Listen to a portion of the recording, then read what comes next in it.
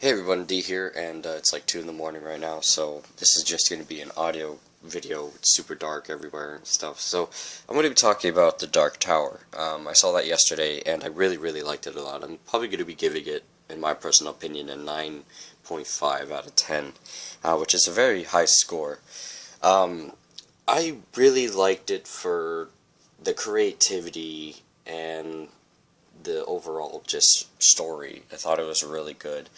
Um, the characters were really enjoyable. There weren't a whole lot of characters in the movie. It was really just the main character and the gunslinger, and they kind of, just went off on the adventure of uh, hunting down the bad guy kind of thing, um, which is kind of not, I wouldn't say cliche, but kind of a role that everyone's kind of familiar with when it comes to the villain and the good guy hero kind of thing.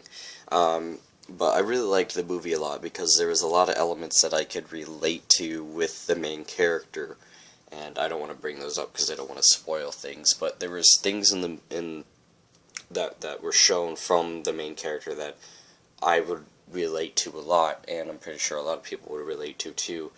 Um, and it just fit really well, and I just liked the creativity. It felt like Dark Tower felt like something I would personally write because I used to write my own stories out of boredom, and it just had the elements of a story that I felt like I would be able to write or make because it was very simple, and it was just very open-minded to this kind of world that was very unique and had like a time travel-esque essence of like cowboys and future stuff and weird things like that, and it was really cool.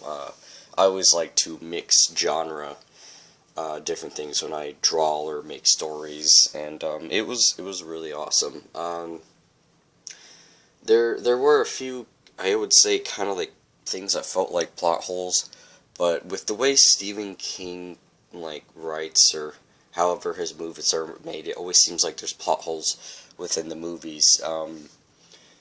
For example, The Shining kind of had that creepy old lady scene, and then it was just like, why was that person there, Or, why did the kid have the little weird voice, in his throat, like there isn't that whole much of explaining on certain things, but watching several Stephen King movies, I've noticed that, and honestly, I kind of just look at it as the way Stephen King writes his stories, and it also reminds me a lot of the Dark Souls universe, which, Dark Souls, there's a lot of things that aren't explained, and they're kind of just there for you to kind of think about, or they're just there for just reasons to be there. There's no real explanation, but there's elements like that in the Dark Tower which aren't that big of a deal, whoop-de-doo. But anyway, it was really good. I really enjoyed the movie.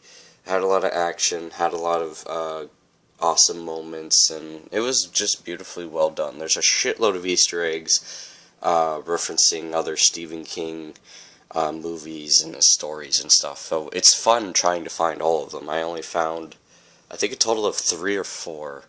I'm not going to mention them or what they are in the movie because, don't want to spoil. But anyways, guys, thanks for listening.